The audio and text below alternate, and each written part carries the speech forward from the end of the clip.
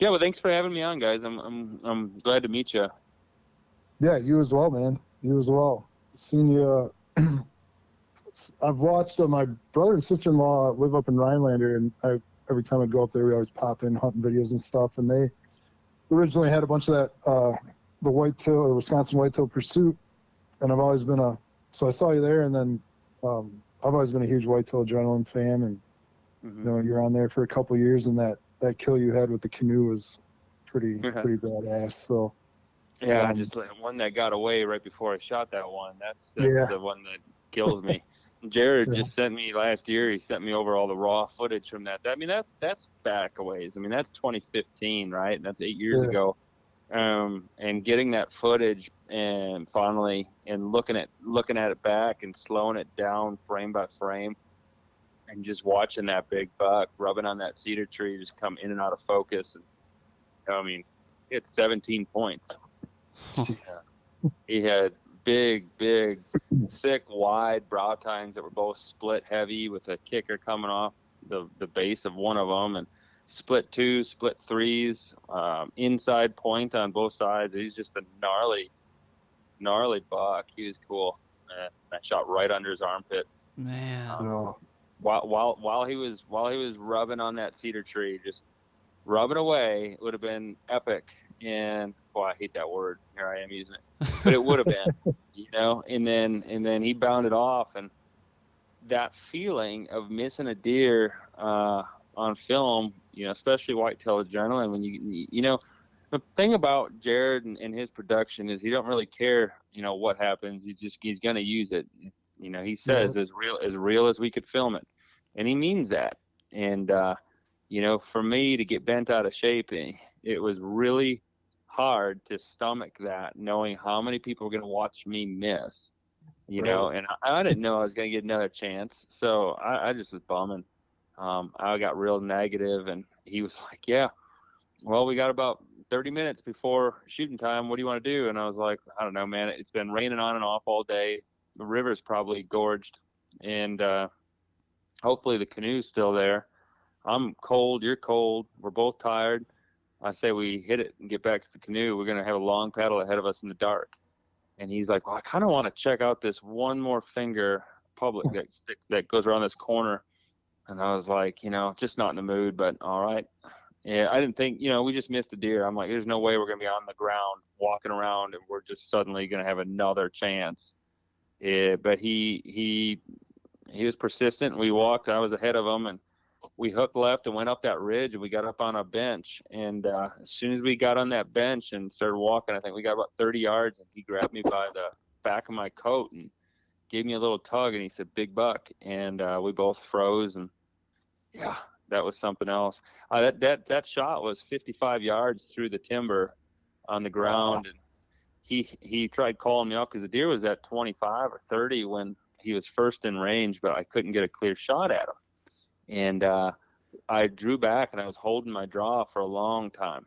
And he was filming the whole time, and he finally turned the camera on me, and he goes, let down, let down, let down, let down. I remember him saying it 4 or 5 times, and I was not having it. I found a window size of a basketball hoop, and I let her fly. And he somehow was able to turn that camera, dial in his focus, and zoom, which if you ever use manual focus and manual zoom, that's using 2 dials on the lens at the same time. So they're opposite directions. So you need to train your hands to have one finger turning the dial to focus while the other one's zooming in. That is a tremendous skill, and it takes years and years of experience before you could do something like that. And he nailed it. I'll never forget that. Right. Yeah, we used cameras like that in our first year because we just didn't have anything better, and that's what we had. And you're spot on there about having to go opposite ways with your hands. And especially if you're self-filming, it's really, really difficult. There's a reason why we switched from those really quickly.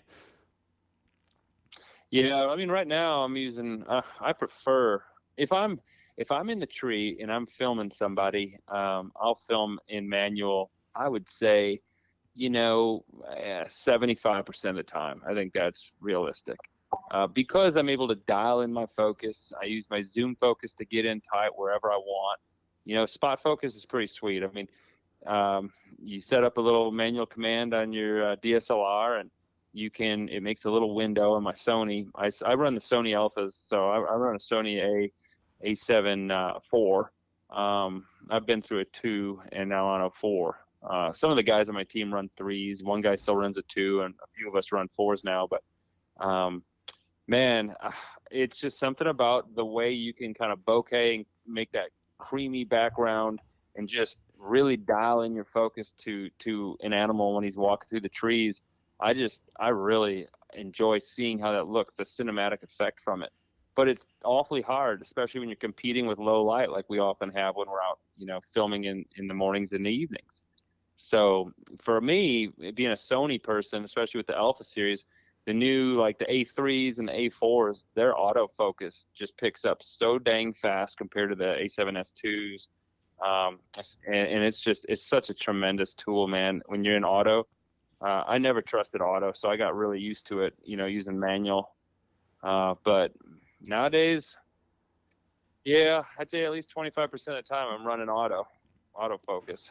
So, yeah, but sure. yeah, I know how challenging it is, but you know how it is. You do something for so long, you just sort of, you get finely tuned at your craft. And once you're really good at it, there's a difference that you see, because automatic focus will just latch onto whatever it thinks it should. Sometimes you set it up for like eyes, and it'll catch a pair of eyes, and then it'll stay focused. Like if you got a deer walking through the woods and you're in autofocus, but you got it, you've got it in a setting where it captures eyes, it'll follow that deer, from when he's 50 yards out to 20 yards, even when he's walking through the trees, and it won't necessarily trip on you and start focusing on branches or something. Whereas like if you're just in a basic autofocus mode, you're not always exactly sure what it wants to focus on, but it's usually something in the foreground, Right. And it's not necessarily what you want. And people think that looks cool, but some people overuse, like, from clip to clip to clip to clip, and it goes from like blurry to real fine, blurry to real fine. Like I like the allure of that, but not when it's overused. Right. Sorry, I go off on tangents when it comes to this stuff, man. That's what I do. So No, I get lost in it. Yeah, I tell you what, man, that's a lot of good information already. I think we're gonna have to keep that in there, but I do want to give you a good formal introduction for everybody. So yeah, tonight we have a really awesome guest for you guys, Sam Ubl from Chase Nation. So Sam has been in the outdoor industry and the whitetail scene for a number of years, getting his start writing for various hunting and fishing magazines and other outdoor outlets. And then jumping into the video and filming scene, Sam's been featured on both the Wisconsin Whitetail Pursuit and Whitetail Adrenaline DVD series, and that was all before he ended up co-founding Chase Nation back in 2016. So Sam, welcome to the Buck Fever podcast. Yeah, thanks, guys. I appreciate you having me on. I really do. Yeah, it's always nice to meet new people and to talk whitetail hunting. I never get sick of it. No, us either, and we're super excited to have you on as well. And I want to start by first saying, we're just a few weeks away from the opener here in Wisconsin, and we're looking forward to talking some early season whitetail tactics with you, but just kind of want to get to know you a little bit better first. So can you give us some more background on who you are, where you're from, what you do for a living, and kind of what your path has been through the outdoor industry to lead you where you are today? Yeah, you bet. So I'm from the southeast part of the state of Wisconsin. Born and raised here. I got my start in the industry, actually really started more so with, I've been caught up between hunting and fishing since I could get my feet under me, but I really kind of broke into the scene with muskie fishing, and that's really where I started to open up doors to meet the right people to kind of get me involved and to give me the opportunities that it took to get my work seen. You know what I mean? Yeah. I was fishing tournaments since 2007, the Professional Muskie Tournament Trail, PMTT.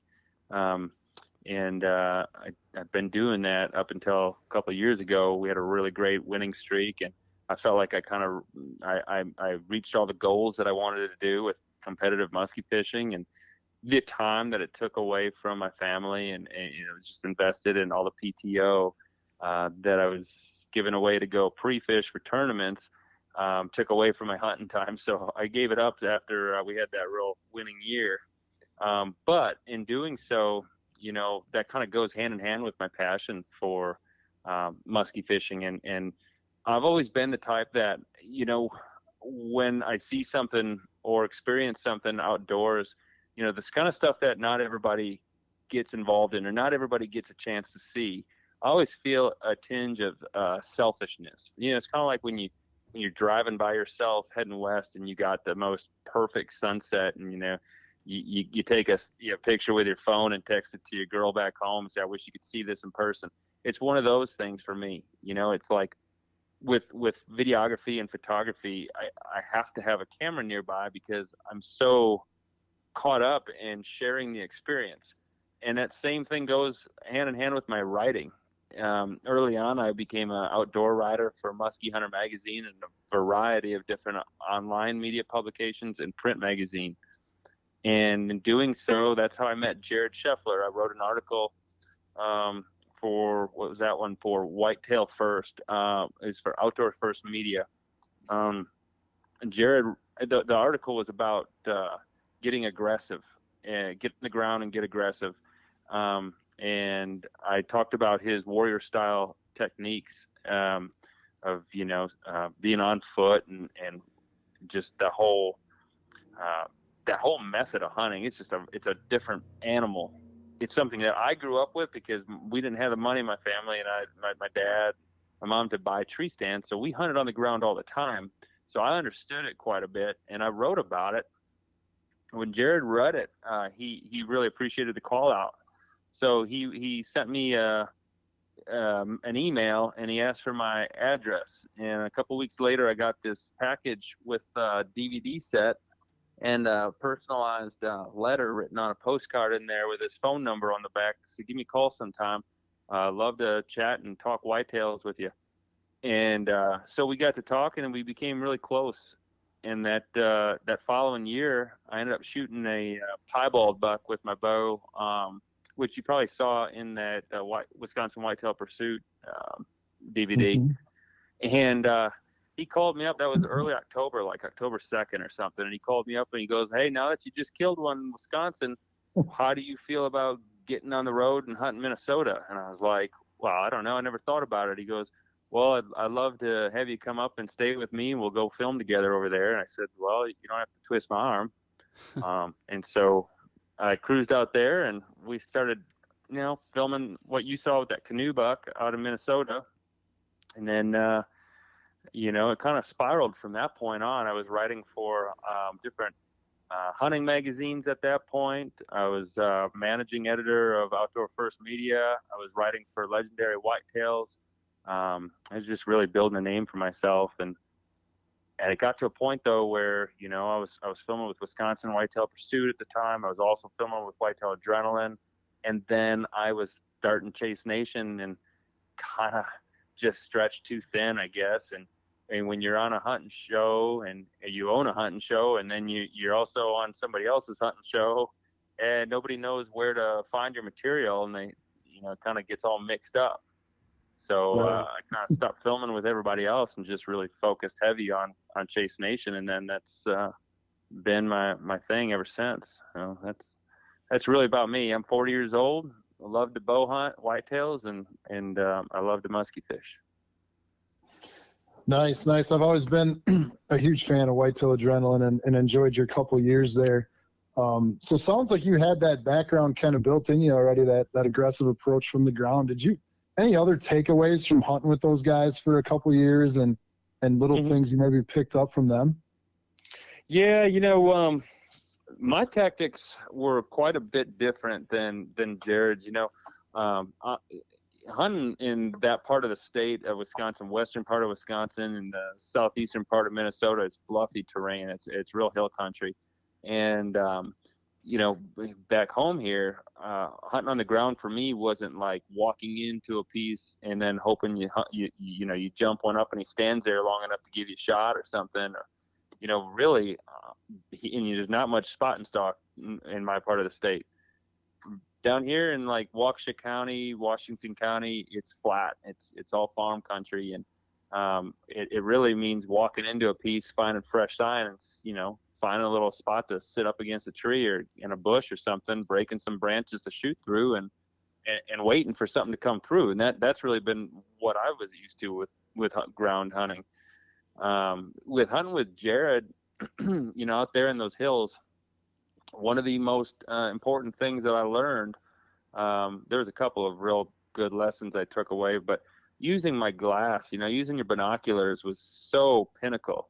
Also thermals, where you're walking. I mean, when you're in hill country, are you going to stay low or are you going to go high? And visibility, like where are you getting picked out? You really focused on that kind of thing. We also talked a lot about like emotional attachment to the deer. It's inevitable. If you're hunting on the ground and you're walking constantly, you're slow footing around, you're going to bump deer. And once in a while, you get a glimpse of a deer that you just wish you hadn't bumped, because once he's gone, he's gone. Sure. And when you're hunting with those guys, you're not going back in there. You might, but you probably aren't. There's got to be a good reason to bring you back to the same piece. So you got to let go of any kind of emotional attachment of those deer, even the big ones. There's no like getting stuck on one, being like, man, he was huge. Okay, we got to spend the rest of the week chasing this one deer. It's like, all right, well, we're in the thick of it now. We know what they're doing. We know where they're kind of staying at what times of the day, or how they're moving or whatever, and we apply what we learned to the next piece. And then the third most important lesson that I learned was learning how to abandon ship, man. I mean, when you walk into a piece, just because it looks good from outer space, when you're looking on your aerials, your topos, you walk in and it doesn't look good, you gotta let go of what you told yourself going into it. Like, man, this piece looks so good. I can't wait to go walk in there. Man, I don't even know how many pieces we worked really hard to get into, and we only lasted 20, 30 minutes, and then we're like, this is just not, something just doesn't feel right. There's not enough fresh sign, or whatever the case may be. We turn around and blow out of there. Those are some primo lessons that I really took away from that. Mm-hmm. I think those are two major lessons. Like, there's so many guys that, myself included, I mean, sure, we've all have been there, where we get emotionally attached to a certain or specific buck, and that can't be easy to let that go. And likewise, like, you work it to get into a spot, and you just, you think about the effort it took in to get there, and you'd probably just, anchor down all day, versus having that mindset of, no, the sign's not here. It's not what I thought it was, and we're out and on to the next place. That takes some discipline and a certain mindset, for sure. Also, kind of, an important thing to consider is, and this is something that I've been wanting to write about. I did write about it once upon a time, but I think it's a topic that should be talked about a little bit more. I've been using trail cameras now for many years. The way I used to use them versus how I use them now has changed significantly. I don't leave my cameras out all season long. I leave them out for the summer. Once the season wraps around, I typically pull those cameras when I'm out hunting. On the way back, I'll pull them. I've got my inventory. I kind of know who's around. And then I'll redeploy late October when they're starting to hit the scrapes a little bit heavier, just to see who's making it to my neck of the woods that doesn't normally frequent the area just because of the rut kicking in. Sure. For me, that makes sense, right? But all things considered, one thing that I've learned, and again, I'm 40 years old, and I've been at this game since I was 10 years old with my dad, following him around. But one thing I've really learned is that once you get pictures of deer, you really train your brain on private ground or public to hold off and wait for a specific animal that meets your standards that you've established for yourself based on what you're seeing from the trail camera intel. We've lost a lot of what that initial allure was back when I was young, between the ages of like when I was hunting with a bow in my hand at 12 till I was about maybe 24, 25 when I started really using trail cameras. I really loved that surprise. You don't know what deer is coming around the corner. You make up your mind if you're going to shoot them right then and there. And it's so far gone now. Some of the deer that I let walk by me nowadays, I don't think I would have let walk, 15 years ago. 15 years ago, I've been thrilled and been like, shoot, I don't know if I'll see another one. I don't know if there's any deer bigger, but that one got my heart going. Yeah. And now that heartbeat is kind of skipping, a little bit because I'm like, yeah, he's all right. It's kind of like as a musky fisherman, you catch a northern on accident, and he's like a 35-incher. Anybody should be excited to catch a 35-inch northern, but a musky fisherman's frustrated, Yep. Dang, I thought that was a muskie, and now I'm not excited anymore. And you shake him off the hook and you let him go without a picture. And it's like, well, what happened, So I don't know. That's just one of those topics that comes to mind. I know exactly how you're feeling with that. And it's a strange feeling to describe. I don't even know how to really get a hold on it, but I do know what you mean. Where like, at those ages, you had such an excitement. You didn't know what was the next buck to stick his head around the corner. And now the way we're deploying cameras, you basically know every buck on the property. Like nothing is a surprise of who it is when they're coming. Mm-hmm. And it does take a little bit of the allure off of it. Right. Some of that excitement factor, man. I don't know. It's just like I could have a 3-year-old 8-pointer walk in that maybe goes 115, but that morning, I could hear them coming. The leaves were crackling. There was like a little bit of fog that was just lifting, and it just seemed right. I could hear, antlers crashing in the distance, and everything was perfect for like the pinnacle rut morning. And then this 8-pointer walks in, and I'm just like, wow, what a perfect encounter. Yeah, hell yeah, I'm shooting this deer. Nowadays, that deer walks in, and I'm like, go on your way. I'm waiting for a bigger one. You know what I mean? And then you end up eating tag soup or I don't know, getting down on yourself, and there's stress involved now, and you're getting frustrated with your neighbors or whatever. It's just everything has changed, especially with social media nowadays. It's like some of these guys that are out hunting, I'm sorry, but it's just the reality is a lot of guys aren't hunting for the same reasons that we used to hunt. That's one of those. That's just a harsh reality, I mean, it reminds me of like some of the bass fishermen that hate muskies, but they always have a picture of one that they caught on their phone, and they love showing it off. You hate the fish. You make jokes about cutting their bellies and letting them go because they eat the bass, but you caught one and it made you so proud that you keep that photo handy to show people when you're out. It's like that with social media, man. It's like, what are we hunting for? We're horn hunting here, or are we hunting for antlers? Are we hunting for the experience? Or are we hunting for the meat? Where does everybody stand? And to be honest with you, it's no matter to anybody but the person hunting, right? It's not my decision. It's yours. Why you hunt. But I do sense a difference in our culture as a hunting community. It's really obvious lately. Yeah, I have to agree with you. And we've had this conversation amongst our little group many times. And I think I've said that's why I enjoy like some of my public land out of state hunts so much. It's because, and I've said it a bunch of times, there's no expectation. I don't know what's out there. I'm going to shoot whatever gets my heart racing. And it like takes me back to my youth. And I love that feeling versus like the private land I'm hunting in Wisconsin. We've got cameras deployed. We know basically every buck that's on the property. And yeah, don't get me wrong, when a target one comes in, you'll still get super jacked up and excited, but there's nothing that beats that raw emotion of just not knowing what to expect, and then having that buck come in. And I think that's why I've started to really enjoy some of the out of state stuff so much. I love what you just said, man. Expectation. I absolutely adore the words coming out of your mouth because they make 100% sense. Yeah, you and your buddy go out to Wyoming or Nebraska or something on a muzzleloader hunt, early December, and you see a bunch of big old deer out in these fields, but you can't get permission to go out there because, damn near every farmer out there is leasing his land out to outfitters, and or he expects a trespass fee to go out on his field for a chance to kill one, and you pay this much if you get them and this much if you don't. But either way, you're paying a trespass fee, and not everybody's got that kind of cash floating in their pocket, and they come down to the last day or two, and a little 7-pointer walks out, and they shoot it, and they get to have that experience of, well, at least we're not going home empty-handed.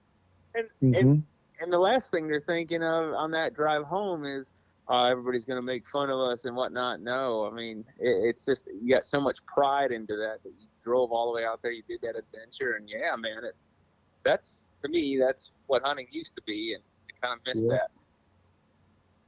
Yeah, for sure, dude. So speaking of like some of these conversations about, those feelings when you were younger, how'd you get into hunting? Did you come from a hunting family? What are some of those fond early memories in the early days? Yeah, my dad was a trapper. He was a farrier and a trapper and rode in the rodeo. He left home when he was real young, and he kind of had to find his way. And his money came from shoeing horses, making horseshoes and trapping, in the fur trade. There was a time when he's in his late 60s now, but back when he was in his teen and early 20s, certain parks around the areas that I'm from here used to be, you could go out and hunt. My ex-father-in-law talks about this cemetery where you used to be able to pheasant hunt, and it's like in a bad neighborhood in Milwaukee now. It's so weird how things have changed, right? But my dad, he's just got it ingrained in him. And when I got to spend my weekends with my dad, it was every other weekend I got to spend with him. And you better believe all we did was hunt and fish and camp. I mean, that's what we did. We were jump shooting ducks on the rivers. We were, ice fishing on the bayous of the Fox River down in near Princeton, Montello area, southeast part of the state, more south central, I guess. We were hunting squirrels and rabbits and pheasants. We were in Wood County in the Cedar area, the center part of the state of Wisconsin, looking for grouse, looking at, footprints from wolves. And we had bells on our dogs, listening just in case they, found trouble with wolves or something. I'll never forget those things growing up. And, I told my dad when I was younger, we'll always be best friends. We'll always be hunting buddies. And then he would tell me, you'll get older and you'll want to hunt with your friends. You'll get your driver's license, and pretty soon we won't be hunting together anymore. And I thought, why would you say something like that, Dad? It's never going to happen. Well, he was right. I got older and met other kids that like to hunt the way I did. And, back then, having a gun in your trunk out of school, in high school, wasn't weird. Where I grew up in Waukesha area, we would go duck hunting in the morning before school. And we'd throw the ducks in a cooler and, put our guns in the cases, put our waders in the trunk, and change clothes, and in the parking lot at school, go do our classes, and then we'd get done, or at lunchtime for junior and senior year, we could leave. We'd go over to my house and clean ducks and throw them in the freezer, and then go back to school. And then after school, we'd go back to the marsh. That's kind of how I cut my teeth. And we didn't have a lot of money, and back then, I would say venison or any kind of wild game, for that matter, is really some of the most expensive meat you can eat these days. When it comes to all the equipment that we have to purchase, land leases, licensing fees, the gas we're using to drive there, you name it.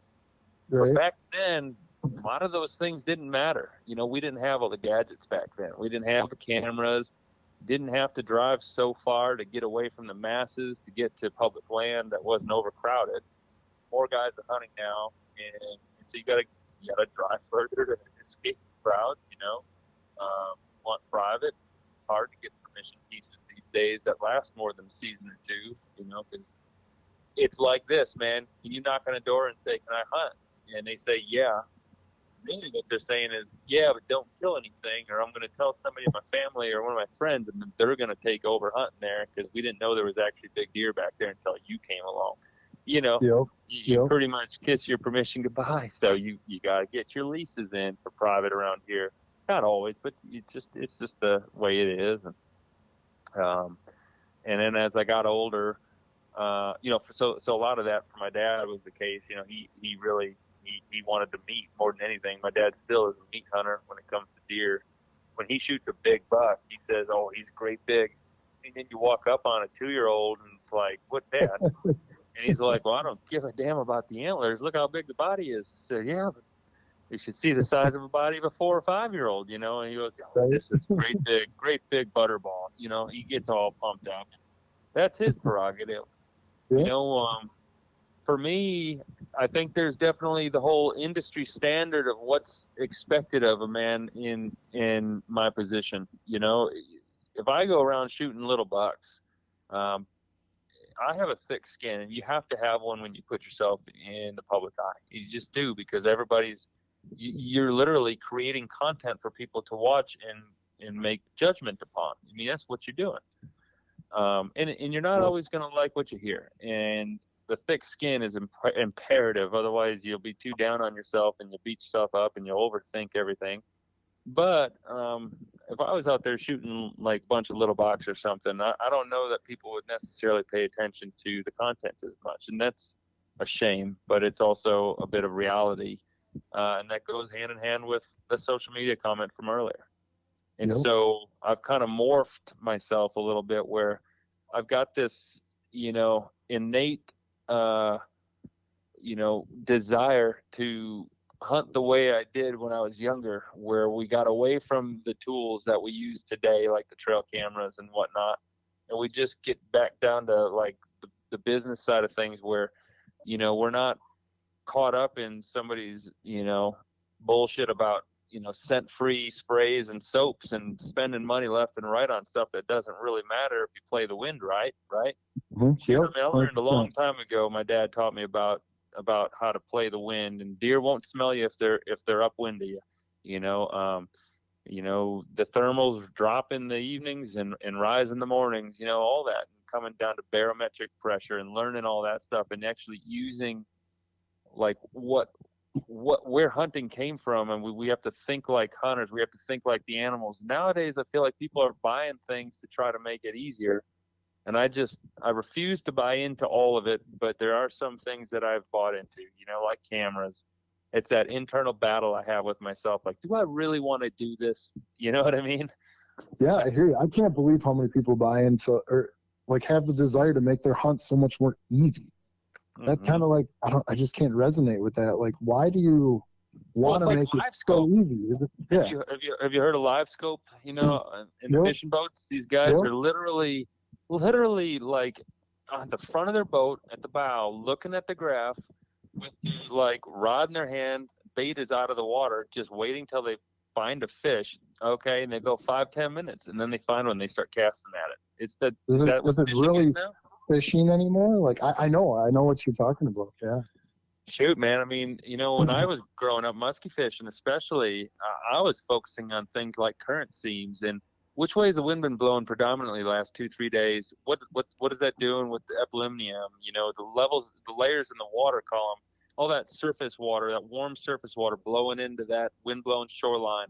I bet you the bait fish are stacked up there. All that colder water is rising to the surface. We got chum lines coming off of the points where you got those current seams, and then say there's like a mayfly hatch, and you've got a bunch of little, pieces of mayfly that are just stacked about 10 yards wide, maybe 6 feet deep from the surface, and you go over them with your graph, and you got the wind blowing in your face, and you see this what you think looks like a stack of bait underneath your boat, but really it's just a chum line of larvae and like mayfly larvae, and then underneath it you got these little hooks, and you're like, well, those must be perch. And then all of a sudden you see this big arc, and you're like, well, there's a muskie feeding on the perch. It's feeding on the mayflies. You go position your boat outside, and you start casting in on a diagonal, figuring these, wind's been blowing for 3 days. The fish are always going to face into the current, and that wind-driven lake current. All these things. You listen to me talk about this, and that is fishing. And that is the same concept that we should be using when we're hunting. Not this like, hey, get this come here deer, go pour it out, and you sit and you wait. That's not the way hunting really should be. It's just, everybody's version of hunting is different, I guess, but that's not the hunting that I want to be doing, I hear you. I have no desire to, use a product like that and then sit at home on my sofa and wait for my live feed camera to throw me a buck's there, and then I'm gonna go hunt. Yeah, That's not hunting anymore. That's just basically going out there and shooting is what it is. Yeah, I get a kick out of that when you're watching a film. You're watching a hunt show or something, and the guy kills a big one, and he goes, "Boy, we had no idea a big one like this was going to show up today. We hadn't seen anything on the cameras. They've been quiet. We hadn't seen them at all from the road. And then we just on a whim thought, what the heck? The wind's wrong for this other spot. We might as well dive into this other piece. And then what do you know? This big old thing walks in. It's like, dude, what in the world? That's just the opposite of the way I like to hunt. I like to dive in and try things and screw up. You learn a lot from your experiences and your mistakes. Absolutely. So a lot of good stories in there too, and I want to dive into a story here and get to a little talk on early season tactics. But I want to talk about you do have this feature on Chase Nation that I've really come to enjoy watching, called your campfire stories, where after you guys have a harvest, you'll sit around a campfire or a wood stove or at deer camp, and you'll like come back and retell that story. And I feel like you get more details, and a lot of times you get your cameraman involved and like what was his perspective of the hunt as well. Super awesome job with that. I really enjoy that, so I hope you keep that up. But I want you to relive or talk to us about an opening day buck, I believe it was, back in 2020, a wide frame 7-point. I think it had a drop time. Yeah. Can we get a little bit of a campfire story retake of that opening day buck from a couple years ago? Yeah, that's a good one. I mean, that deer I'd watched for 3 years, and it was December 2nd of 2019, and he had, man, I wasn't seeing any deer. It was dead quiet for like 3 days, and I kept moving around the property, this one particular farm. And I thought, man, I'm not even seeing does. Like, what's going on? And just out of nowhere, he came marching in. I missed him that first shot. I hit a twig, and he bumped out to about 45. And that's a poke. But I was shooting downhill, and I was pretty confident. I sent one, and that arrow hit him low shoulder. And I remember the thwack, and I remember him limping off. And you see that in the episode, and oh, man, I was sick about it because I didn't know if he'd live or die, and he never showed back up on cameras. I put cameras out there. I didn't have any running, but I went through a couple out just to see if he'd show up. He never did. So it was, in my opinion, he was a goner. Fast forward to the next year, and I was sitting out there with my ex-wife, who's my wife at the time. I would always go out and pin up against the buckthorn, which is just on a fence line along the road, and I would tuck in real deep into that stuff, and I'd get my binos out, I'd get my camera on a tripod and my spotting scope, and I would just sit there and watch these deer feed out into the alfalfa. Every time I get out there, you'd see these bucks in velvet, and it was just a fun pastime. It was great for getting B-roll and seeing some inventory on the deer, because it was a type that you didn't really want to run cameras in the summer. They'd really change their movement. And I remember her saying, "Look at that one." I was looking at a big 9-pointer, and she goes, "Oh my gosh, look at that one. He has a drop time." And I remember training the camera on him and right away recognizing his frame. And I was like, that's the one I hit. He doesn't even have a limp anymore, and I became fixated on it. It was like, all right, I got to finish what I started, because, it's one of those things where you wound a deer and it's hard to stomach, and you got to live with it, and people judge you for it. And you're like, boy, I'm not a bad hunter, and that shot just didn't hit its mark. People criticize you for making the decision to shoot at them that second time at that distance, and you just want your redemption, and I sure wanted mine. And so I really fixated myself on that animal. It's not common for me personally to hunt one specific deer. I've done it before, and it's made things kind of hard on me, and I got down on myself throughout the season. So it's not something I really like to do, but once in a while, I really appreciate the challenge of it. You know, it's like that. All right, am I a good hunter? I want to prove it to myself. I really want to kill this animal. This one especially. I already got an arrow in him once. I got to finish where I started. So I started. I went in. I put one camera out there that was just for him. I mean, I got other deer on it, but I really wanted to see if he would be coming out, or where he was coming out, when he was coming out. And I got him dialed into a 4-day pattern. I don't know why, but this deer would make this huge circle. And if he wasn't showing up on that 4th day, you could literally drive around and spot him 1.5 miles away in other fields, you know, other properties, and just wonder how in the heck he's got such a big area to roam in the summer. In the summer, yeah, that's crazy. In the summer, you usually don't see that.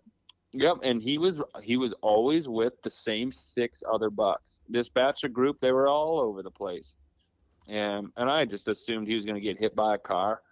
But I was in North Dakota, filming for 8 days out there, and opening day in Wisconsin was just around the corner. And on the 4th day before opener, he showed up just like clockwork, daylight, looking beautiful as ever. He had stripped his velvet, and I called my buddy Steve back home, and I said, I need you opening day. So he came out to film. It was expected this would be the 4th day since the picture. I hadn't seen him since. He had to show up tonight. And we went out there with rain in the forecast, and we got up in that tree. We just did a hanging hunt.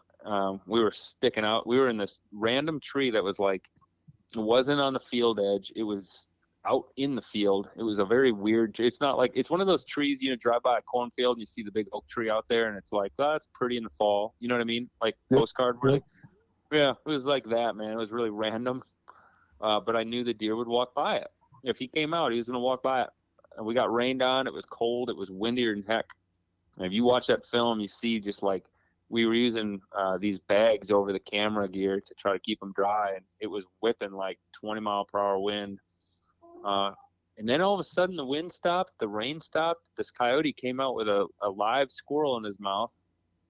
And Steve got on the coyote, and once he told me he was on him, I shot that coyote right in the throat. And he died pretty next to instant, and I thought I saved the squirrel, but the squirrel flopped around for a minute and then died too. So that was pretty sad. I mean, not that I really cared all that much, but it was like, man, I'm gonna save that squirrel. And that was about a 40-yard poke to kill that coyote. And then about 20 minutes before shooting light, we heard a dog barking from across the road, and we both turned around and we saw this, man, it looked like sheep jumping over a fence. Just one deer after the next jumping over this fence into our field from across the road. Somebody's dog must have got after them. They must have been feeding somebody else's field, and we had to watch him come a long ways. And he closed into 25 yards. I learned a long time ago not to stop a walking deer, that when you got a bunch of other deer right underneath you. We had 7 does, 9 different bucks, all within anywhere from 5 yards to 50 yards of my tree stand. We were covered. And I think if I had a mouth grunted to stop that deer, the gig would have been up. Yeah. So I decided to shoot him walking. He wasn't moving very fast. I slowed it down frame by frame, and I think my shot would have been right in the lungs. It would have been perfect. But he took a stride right when I let that arrow go, and I ended up hitting him in the femoral artery, back a ways in front of the hindquarters. It took about 5 seconds before that deer was on the ground flopping. He took off running. That was like the fastest kill ever.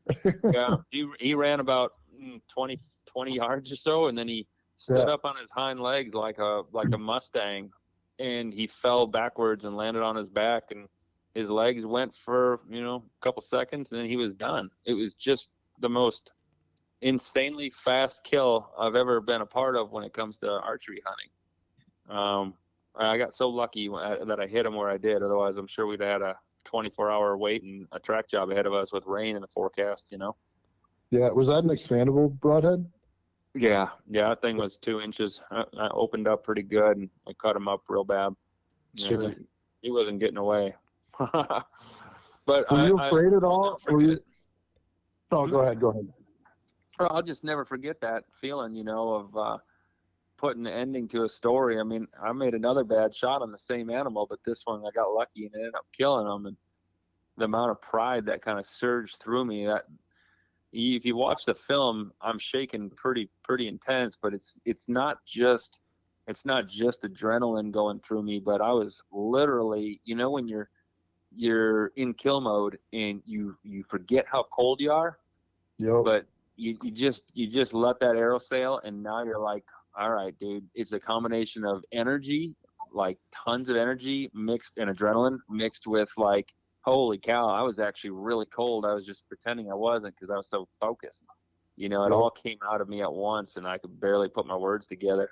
My teeth were chattering and all that. Yeah, it was pretty awesome video. I was gonna ask you if you were afraid about that coyote laying dead there, if that was gonna end up screwing it up for you at all in hindsight.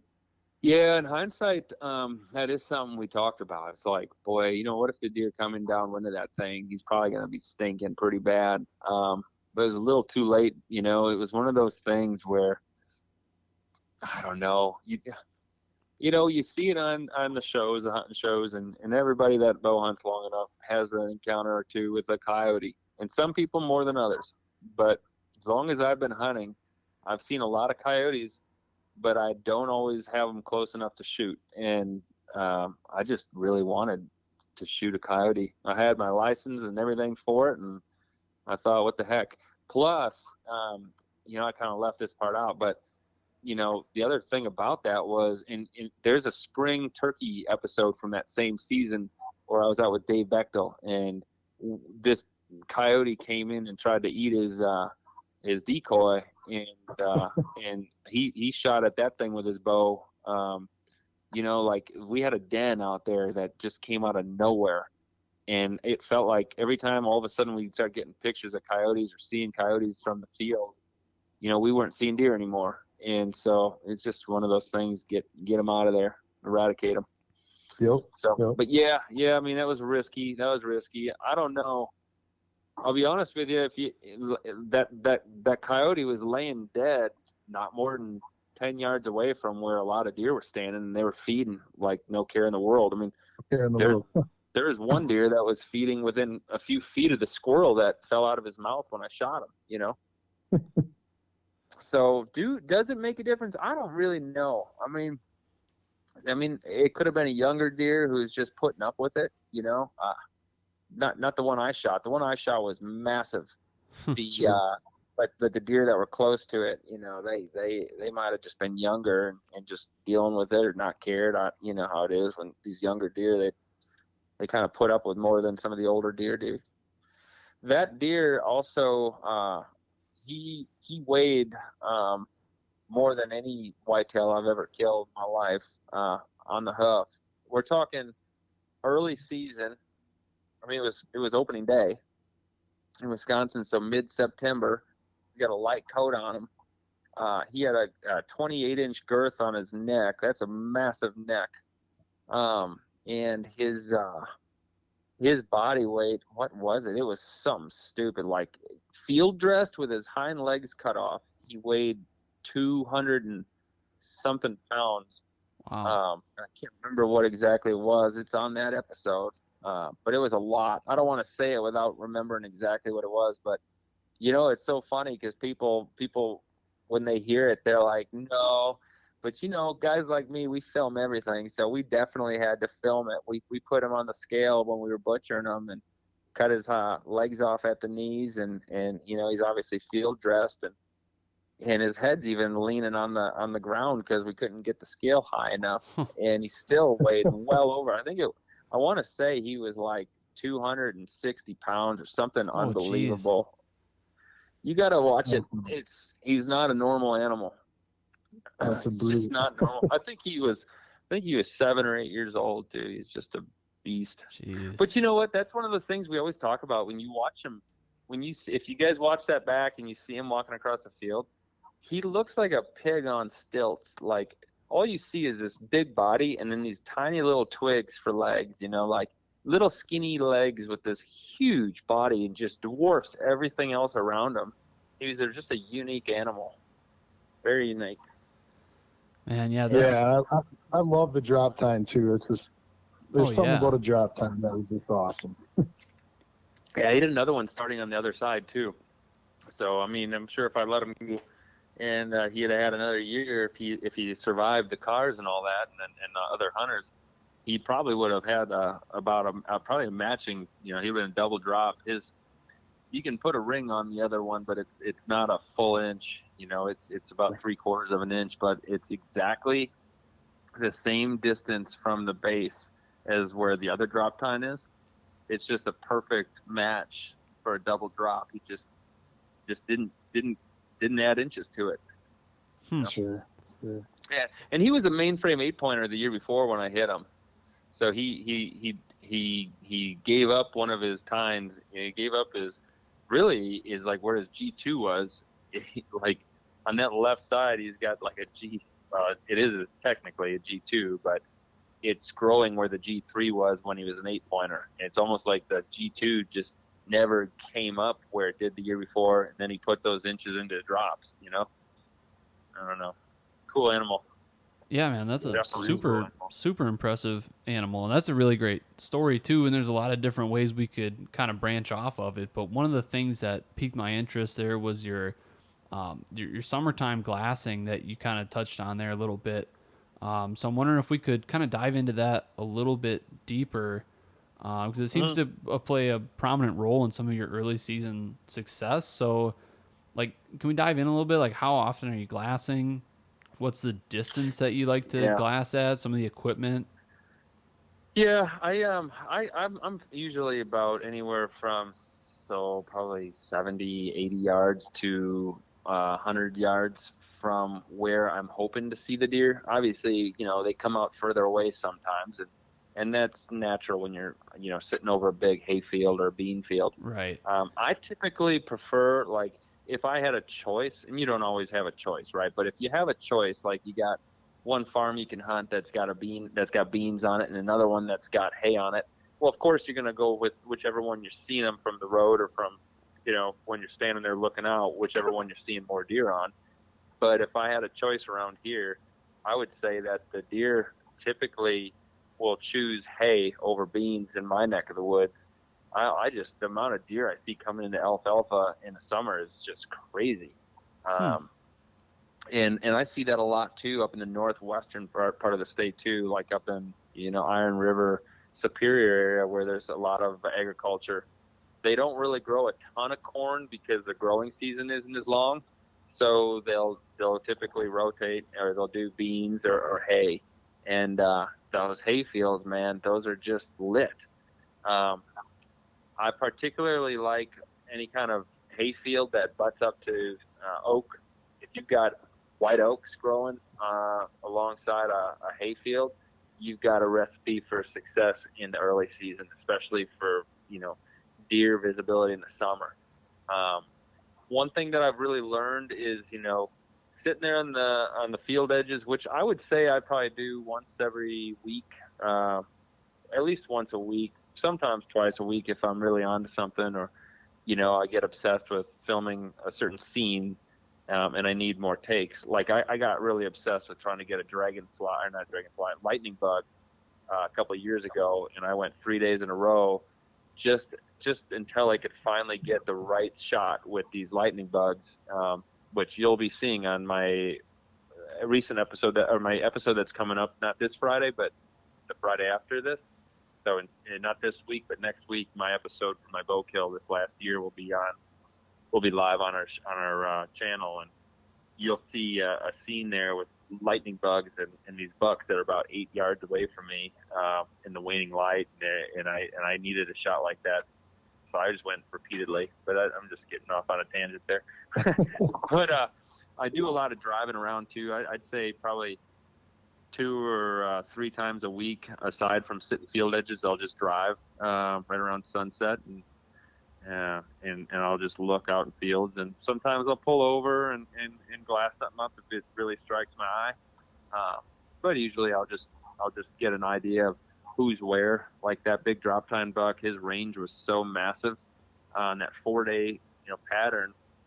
Really what he was doing is he was moving from one field to the next, not all on the same night. He'd pick a field and then he'd work his way into a neighborhood and eat flowers, and then he'd bed down at night, kind of chew on his cud in flower gardens, in people's yards. You'd find them in neighborhoods, and then he'd be quarter mile away in a big old, 150-acre bean field the next day, and then the day after that, you'd lose him, and then all of a sudden he'd be back to the hay field where I was hunting. That was his pattern. So you got to drive around a lot and get an idea of how these deer are moving.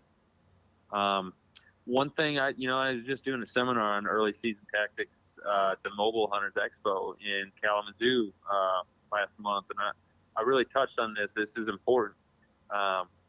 First is, understanding the difference between a white oak and a red oak, and the deer don't really care for those red oaks so much, but they love those white oaks.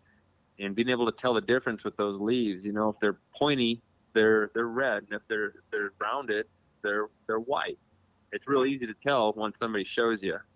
But those white oaks, man, if you ever notice your trail cameras going dead in the summertime, right around the time when the beans start to yellow up and get real bitter, those deer start transitioning out of the bean fields, even out of the hay fields, and they start moving into the acorn crop in the hardwoods, and they'll start mowing those up. And then, it's like they go from that to then to the corn once it starts to harden.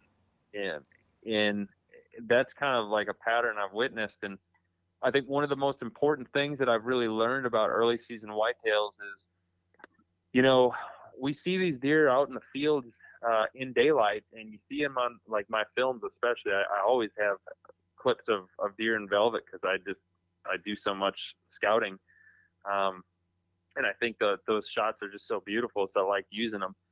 But you see it, you think, well, you always got to be hunting the field edge. These deer are always out in the field.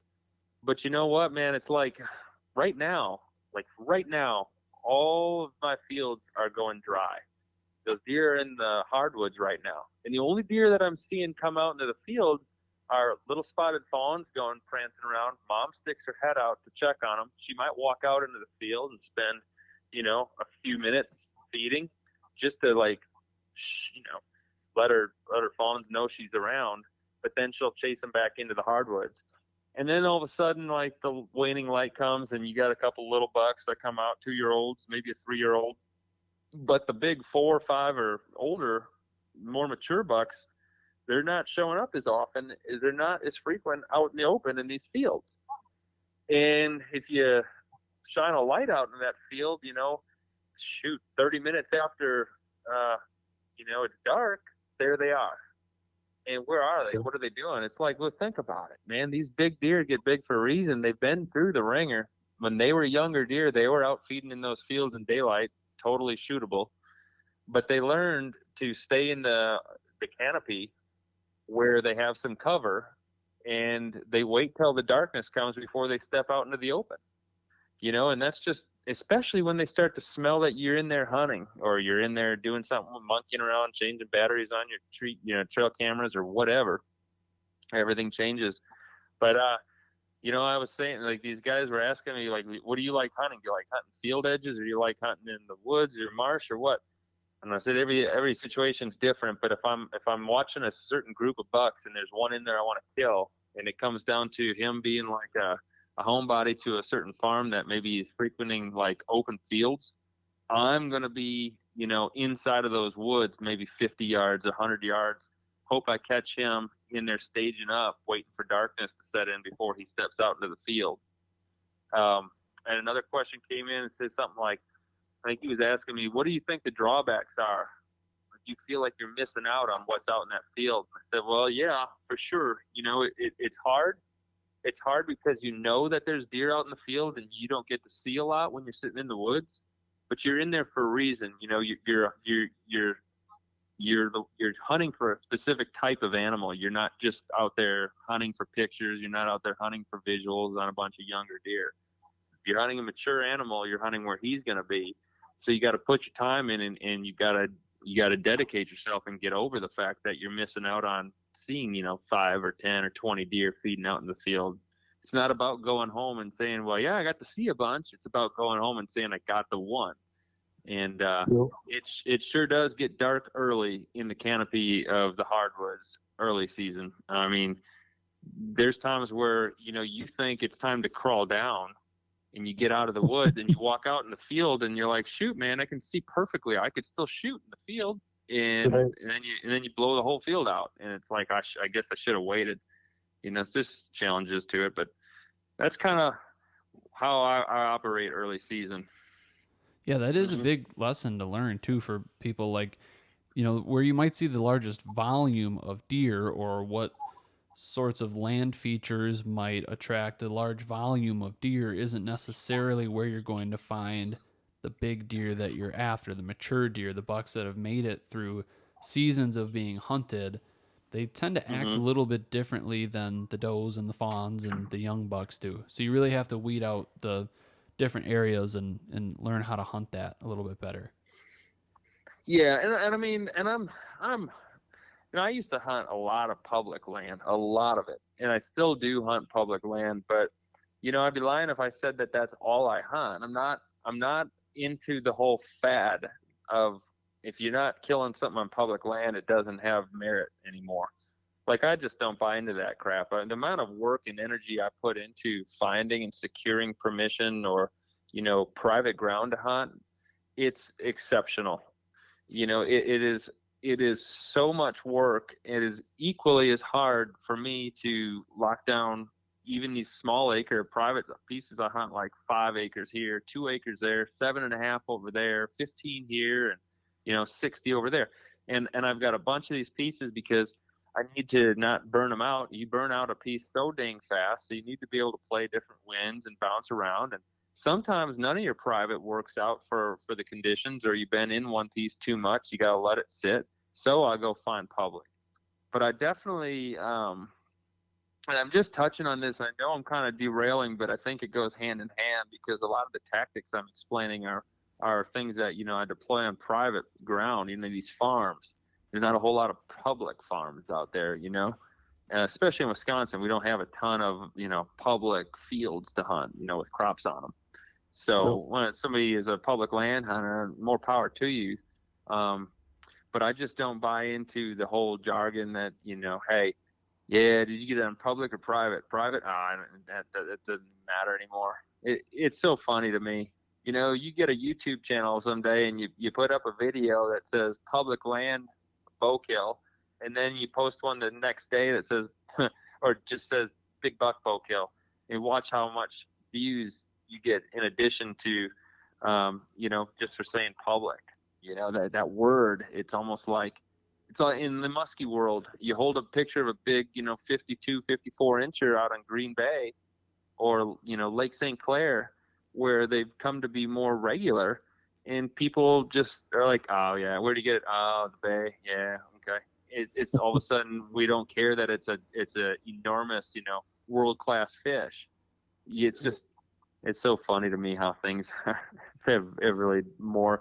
But yeah, I just wanted to say that, and kind of went off on a tangent there like I usually do, but it really, a lot of the tactics I was talking about really are specific to private. Public land is so much different. It's a different beast. I'm a big swamp hunter. I like hunting marshes more than anything, and swamps on public land. I like to do that because it's more work and it's adventurous, and not a lot of guys are willing to do it. Usually for me, when it comes to public land hunting, especially in the early season, I'm doing a lot of door knocking on private ground surrounding the public, trying to get entry to cross properties to get it to the back side of the public where other people have to walk a long ways to get to it. Here's a case of beer if you let me park in front of your house and walk across your yard. That kind of thing goes a long way, is to slip in the back door of public land where you don't have a lot of the competition. And I like to use boats. You guys probably know by now, I use boats for a lot of my access. But yeah, early season on public land is a different animal. It really is, at least the way I hunt them. And I don't know, this is sure. one thing I want to mention here. This is something that is just a little token of gold in case you don't forget it. One thing that I've learned in at least Wisconsin and Minnesota is if you find one maple tree in mid-October, one maple tree that's growing in some hardwoods, and you see those bright yellow leaves, and you kind of have that mirror effect where almost the ground around the tree looks like, like what the tree above it looks like. That right there is like nature's little bait pile. Those yellow leaves have so much sugar in them, the deer gobble them up. And I've really found that just from observations. If you find something like that, it's almost you just have to sit on it and just see what happens. Deer, it's just crazy. It's like having a water hole in the summertime. They just flock to it. That's crazy. I don't think I've ever heard that take from anybody before. That's super interesting, though. Really, really interesting. I want to jump back to the acorn thing, or the white oaks, because I was just really, really late here. Usually this is done a long time ago, but just with family and stuff and stuff going on this summer, we were real late in my family's land up in the central part of the state, getting our stands hung and stuff. We were up about a week and a half ago getting that, and it was like raining acorns already. And I could not believe the amount of acorns I've seen on the ground. And I actually have a white oak in my driveway, and my driveway is just like littered with acorns right now. It seems really, really early to me, but do you think this is because of like the drought and the dryness we've had this year? And could that be something that people should really be looking to key in on early season this year specifically? It's a good question, but I'll be honest with you. My answer is going to be a little less exciting than the question. The question, it sounds really like well thought out. It really does. But it also kind of reminds me of like when somebody asks like, hey, do you think we're going to have an early rut this year? Or do you think the rut's going to be late? And it really, the science behind the rut really bears down to photoperiodism. I mean, that's just the honest to God truth. And so we have the same time period where the rut kicks in every year for wherever you're hunting. And occasionally deer will come into heat, a little bit earlier, and we'll see that. And then everybody gets excited and thinks it's an early rut. It's just the same as it was every year. The same with acorn crop. The acorns are a little different in that, like, you have a cycle. I don't know if it's every 4 years or what it is, but I think it's every 4 years or something, that oftentimes you'll see like oak trees just aren't growing many acorns. And it won't be like that for the whole state. It's just certain trees go on cycles where they'll spit out a bunch of fruit, a bunch of acorns, nuts, and then all of a sudden there'll be a dry year where they're just not dry as in climate, but they just won't produce. And really, I've not seen much difference. It's typically mid-August where mid-July, late July, where you'll start really seeing clusters of acorns up in the trees. And then by like mid-August, that's when I start seeing them drop. And some trees drop them earlier than others. And there's probably climate influences to what makes them snap off, and fall. Kind of like leaves. Like right now, we got leaves falling like crazy. You get a couple cold, crisp nights like we had a week ago, and then all of a sudden it gets hot and dry. That's natural, like climate stuff that will cause certain things to fall out of the trees for sure. But I honestly think it's pretty routine. Mid-August is about when I really start seeing them drop in that transition from the fields to the dense hardwoods where they're really, gorging themselves on it. Yeah. Yep. Makes sense. Just keeping on this early season train. I think one of the biggest challenges we always run into is stand access in the early season. Especially if you're sitting over or near an ag field, or maybe you got to walk through an ag field. And sometimes it's not even just getting in, but it's even getting out. Are you doing anything special with access? Are you only hunting the evenings? And then, like, what are you doing in terms of getting out in the evening if you got to come back out through that ag field?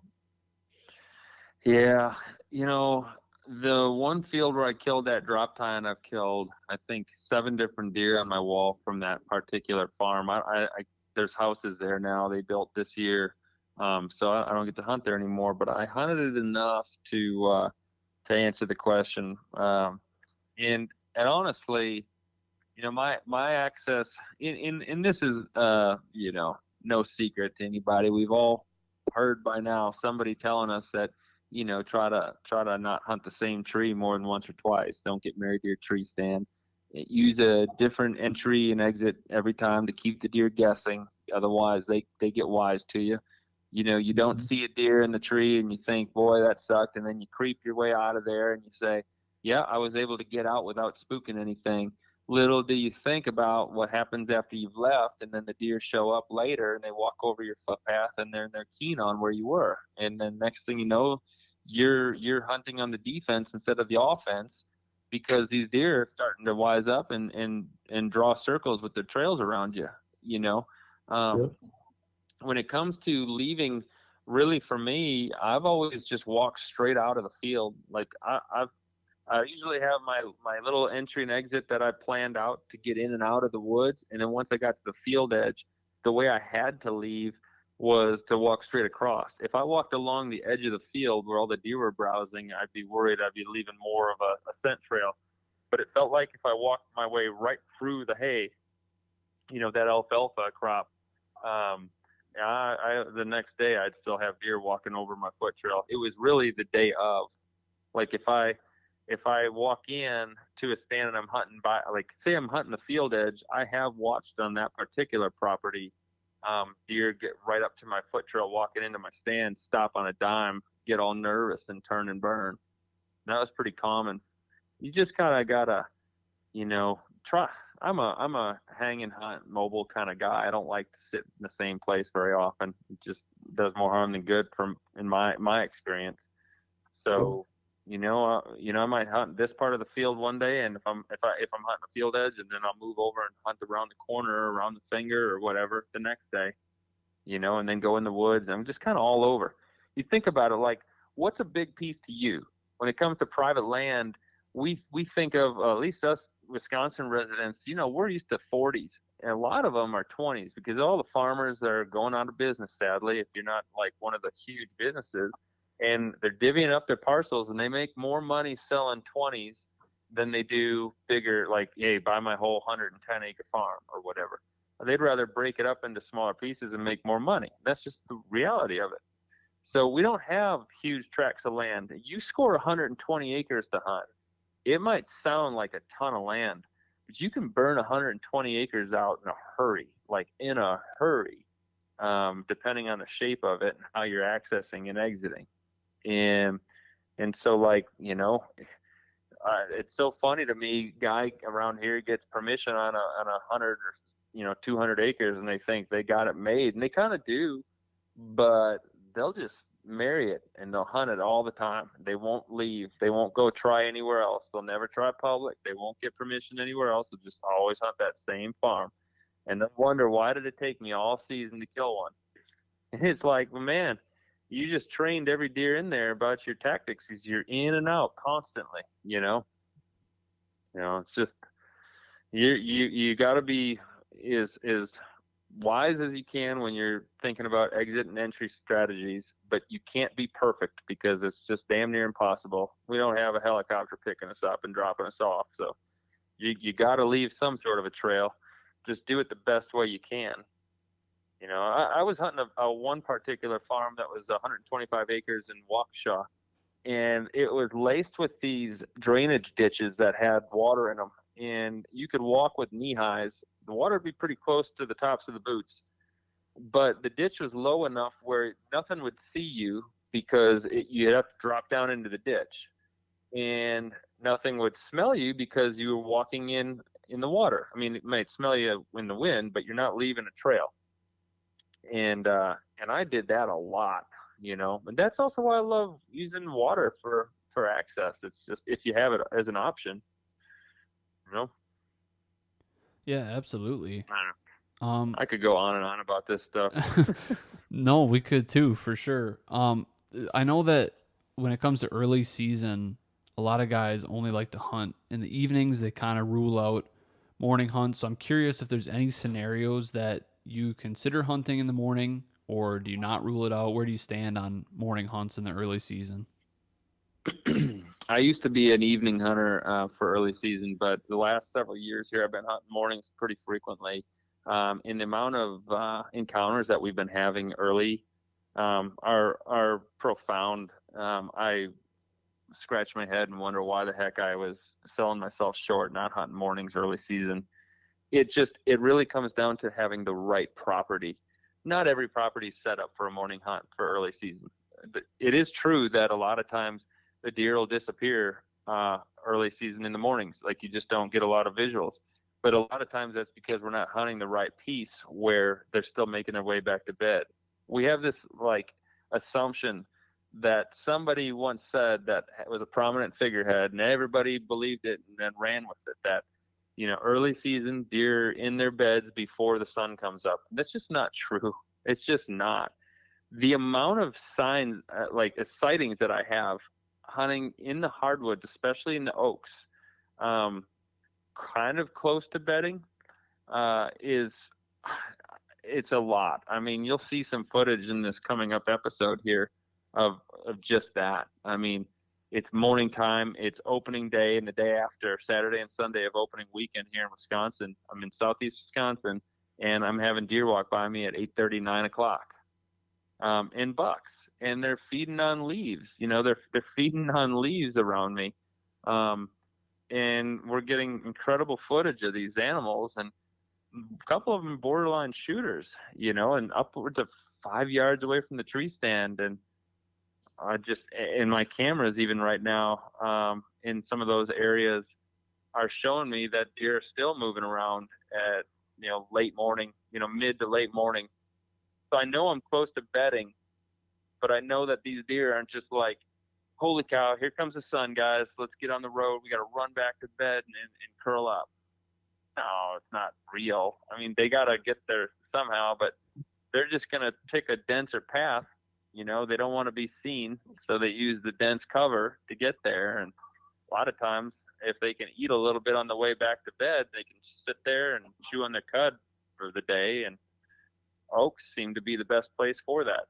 So, yeah, I like hunting mornings in the oak trees. Let me phrase it this way. Would you hunt mornings if your only access was through a crop or ag field?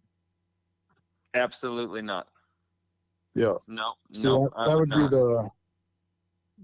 I agree, like, with what you said. Like, it's property specific, and if you have to go through ag, I would also say, like, 100% probably not.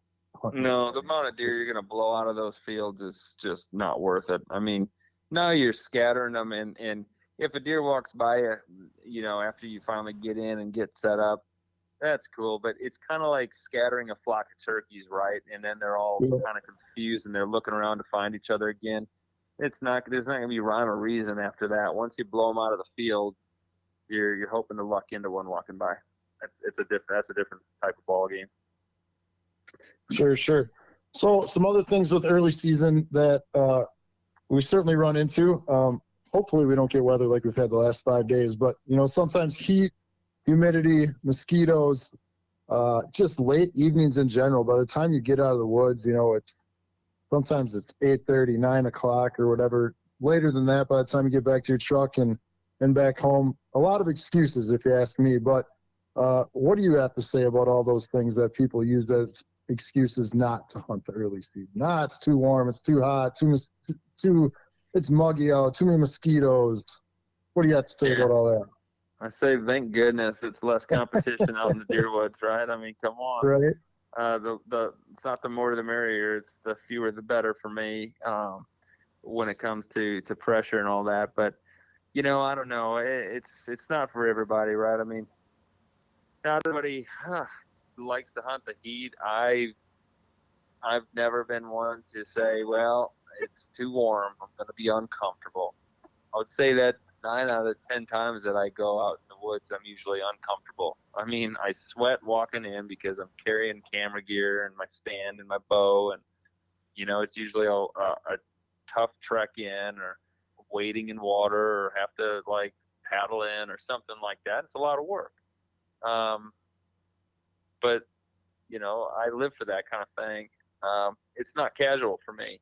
And I think that's, you know, the name of the game. Is it casual for you or not?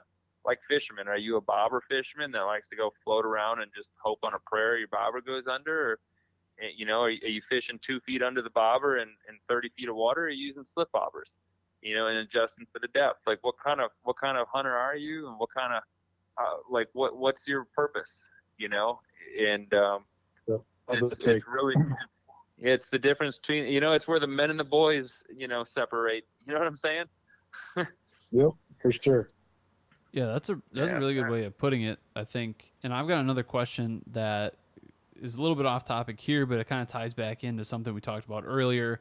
You know, most people are really obsessed with all types of different gear these days. And I know you mentioned earlier how you don't really buy into that a ton, but are there any like must-have items that you're taking with you to the stand?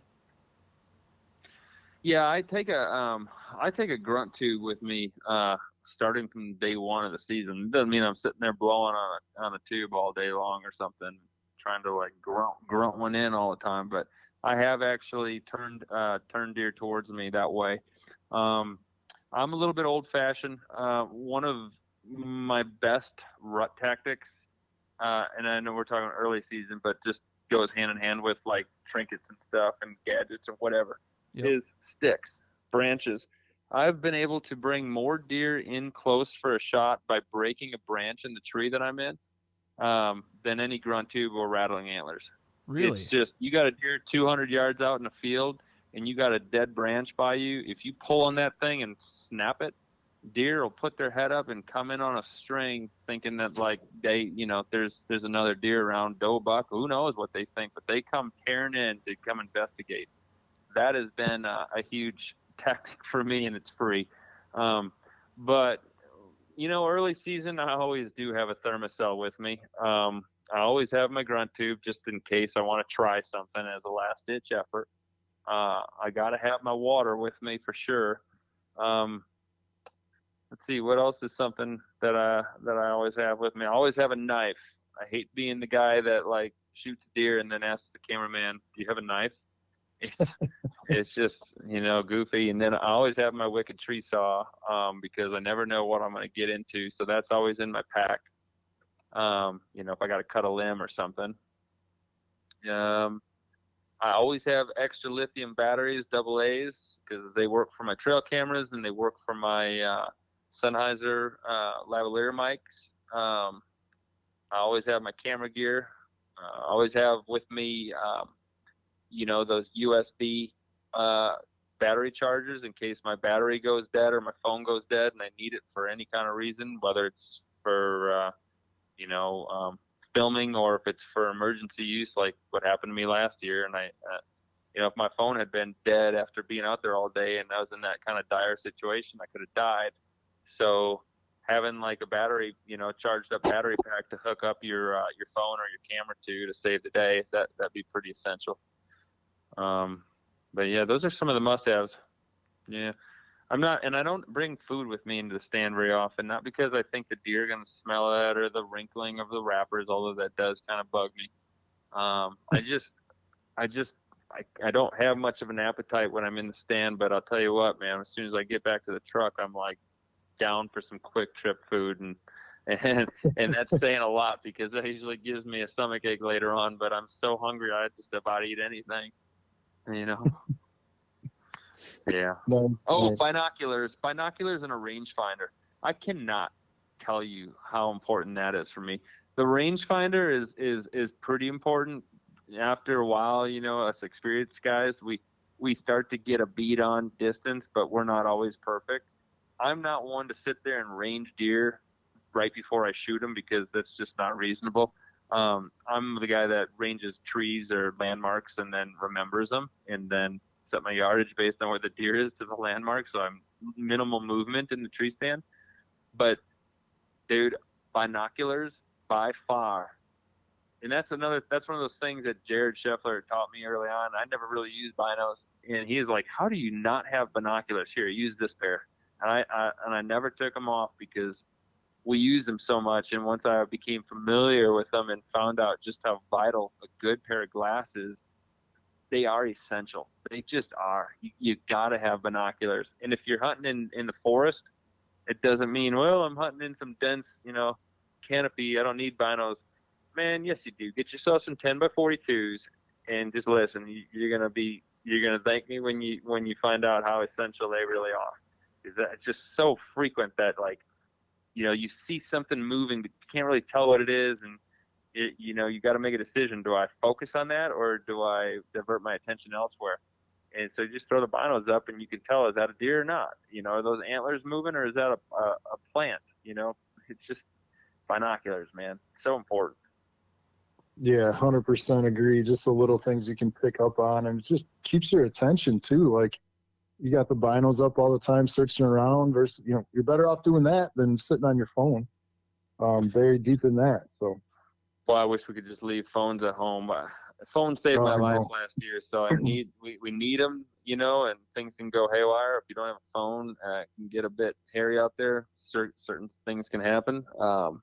But I'm as guilty as the next guy for sometimes just getting bored after a while and staring at my phone and then missing something, That's the worst. I don't know if there's much worse feeling than looking up and seeing a big buck closed into 20 yards and he's staring at you when you put your phone down and you had no idea he was there.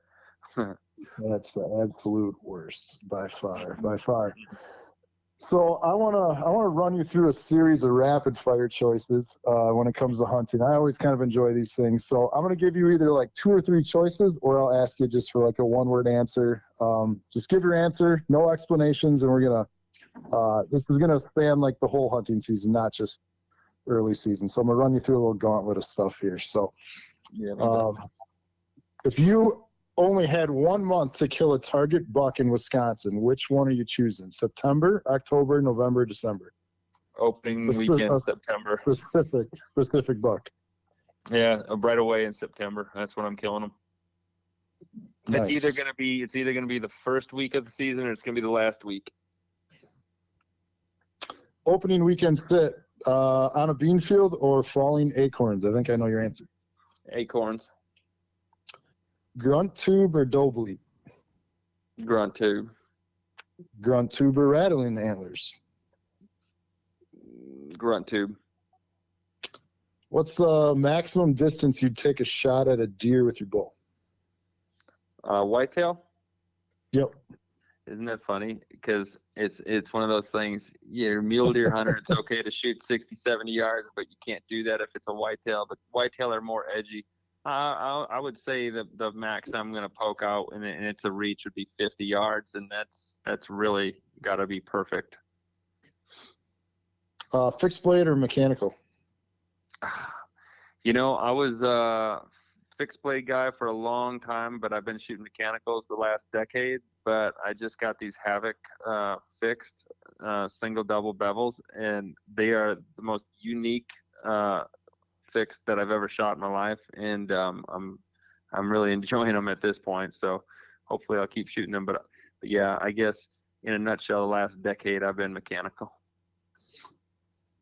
If you were super hungry, because I know you just went over this, favorite tree stand snack, if you had to bring something? Yeah, favorite would be almond Snickers. Almond Snickers, nice. How about favorite venison recipe? Favorite way to make venison? I would definitely do backstrap with melted blue cheese in a cast iron skillet over hardwood lump coal with some butter mixed in, pour it over the top, and you get yourself a fine meal. Switz, you hungry? Man, I'm hungry now. Absolutely. If you could only hunt the bow season or gun season, which one would it be? Oh, it would be bow all day long. What's one overrated piece of hunting gear? Anything that's scent gimmicky. Nothing's washing your scent away. Absolutely nothing. Yep, we're on the same page on that. How about one underrated piece of hunting gear? piece of hunting gear, I would say definitely binoculars or your sight eye. When it comes to your bow, if you're bow hunting, I'd say your sight. I'm really fixed on what sight I'm running on my bow. That makes all the difference in the world. I used to shoot a different single pin sight, but I am stuck on dialed archery stuff right now. A lot of times when you get into the colder weather, you got gloves on and you got to spin that dial to get to the right range with your single pin. The size of the dial on the dialed archery sights, especially the Arxos that I'm using, is just money. So yeah, I'd say your sight and binoculars. Those are two pinnacle things, and definitely a grunt tube. Like I swear by a grunt tube. I really have done good things with a grunt tube, so I love my grunt. Nice. If you had to pick one day, what's your favorite day of the year to hunt? Absolute favorite day of any season my entire life has always been Halloween. Halloween, nice. Do you have kills on Halloween? Yeah, I think I've got 4 kills on Halloween. It's just the day, I don't know what it is, but late, super late October when those deer are freshening up their scrapes on a routine pattern like that, and they're really on the hoof all day long, and they're searching out hot does, and it's just the most activity. I don't know why, but I've had more encounters with big deer on Halloween than any other day in history that I can remember. I mean, that's one day. You think about that. I've got 4 confirmed kills on Halloween. I don't have any other day that I can think of where I've got maybe November 7th. I think I've got 2 kills on November 7th, and November 4th I got 1, and you can go all around there, but that one particular day, just multiple kills. Mm-hmm. Yeah, that's awesome. Something about Halloween. I love being in the stand on that day as well. All right, here's a tough one. I think it's a tough one. How about catch a 50-inch muskie or shoot a 160-inch whitetail? I'll kill a 160-inch whitetail all day over a 50-inch muskie. Uh-huh. What's the muskie barometer there? 53, 54? Where does it have to get to equal out? Honestly, maybe it doesn't. Honestly, no. I guess double nickels. Catching a 55-inch, 45, 50-pound muskie would sit pretty good with just like catching or shooting a 160-inch whitetail. But it takes a lot, man. I'm as much of a muskie nut as I am awfully obsessed with whitetails. Love it. All right, last one for you. Your favorite buck on the ground or buck in the back of the truck celebration beverage? Everybody probably expects me to say Busch Light because that's what everybody says, but I sure like a schluck of blackberry brandy, especially when it's cold out. It just coats the throat, and it's kind of a tradition that's unique to my experience, outside of anybody else's. Love it. So, all right, cheers, buddy. You made it through the list of rapid fire questions, and I love a lot of those answers. So, nice job. Cool, man. Appreciate it, guys. Yeah. So, what are some of the early season prospects for you this fall? I know you talked about the video that's going to come out about a week after this episode will, but what's on the docket for you guys early season for Chase Nation?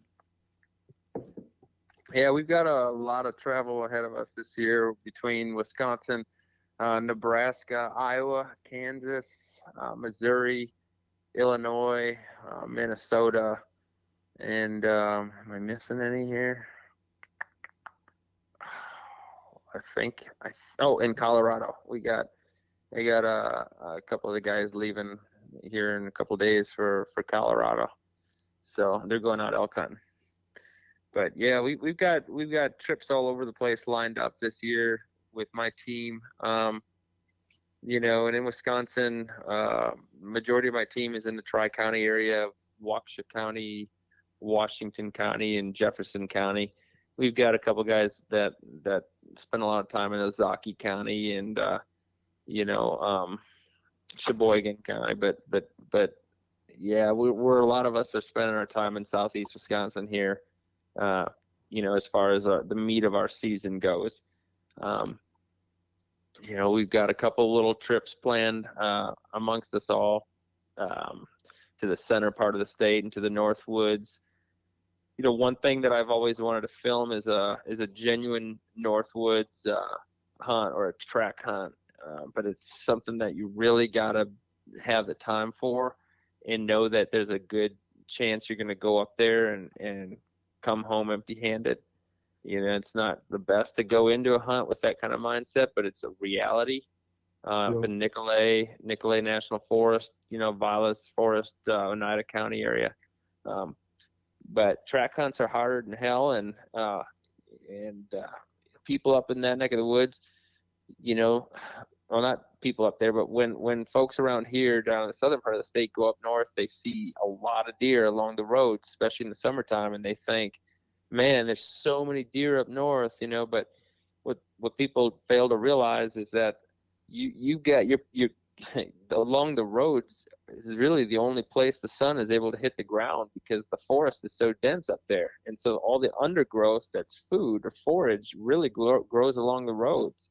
Couple that up with all the people that live on those highways, like Highway 70 or 45 up there, 7 out of 10 houses has a bird feeder in the back or a squirrel feeder, air quotes. So the deer really travel along the highways up there because they have forage right up to the road, and they have yards to go feed in. Some of the best hunting you can find is close to the road up north. But I mean, getting on a track and catching that on film like they do up in the big woods of Maine or something would be awfully cool to do in the Northwoods. So I'd like to do it. I just don't know if I'm going to make it to do it this year. Yeah, that sounds pretty sweet. That would be a pretty cool undertaking. So sounds like you guys have a pretty full schedule, a lot of tags. Should be a great season for you guys. So if people want to watch some of your videos, follow along with your season. I know you guys got some sweet gear and swag out there for Chase Nation. Where can they find all your stuff? You bet. ChaseNation.tv is our website. There we list out our different show series, Taste of the Wild, which is our wild game cooking, what some of our favorite wild game recipes are, and campfire stories, and then unscripted adventures. We also list out our partners there with direct links to their websites. And then, of course, we have our online store. We have a ton of different hat options and shirts and hoodies available, and koozies, you name it. And then, as far as watching us, you can watch us on Carbon TV. We have, Taste of the Wild show series. We have Campfire Stories show series. We have Unscripted Adventures show series, and we have Visual Storytellers. So we have 4 show titles on Carbon TV, which essentially is 4 different shows that you can watch that we create content for. And then you can watch us on Keys Outdoors Television on Roku. So if anybody's using Roku on their smart TVs, you can look up KOTV, and you'll find a bunch of great outdoor shows, including Chase Nation. And then, the easiest place to find us, and it's free everywhere, but the easiest place is on YouTube, and you can look up Chase Nation TV. And we are releasing a new episode every week on Fridays at 5 p.m. U.S. Central Standard Time. And we just launched our first episode of Season 7 this past Friday. And episode 2 is coming up here in a couple of days. Yeah, sweet, man. I know we're going to be following along for sure. So we're really looking forward to it.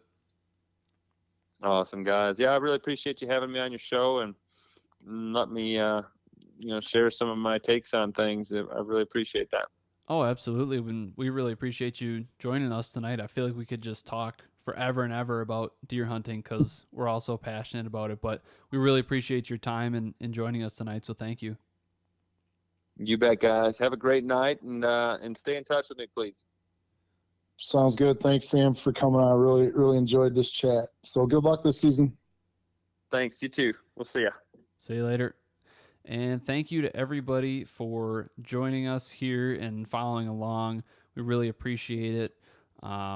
As always, if you could subscribe to our YouTube channel, that would be amazing. We really appreciate it. That's where you're going to find all of our podcasts and all of our other videos as well. We have a lot of great stuff out there, and there's only going to be more and more to come. So subscribe to our YouTube channel. We really appreciate it. And we will see you guys next time.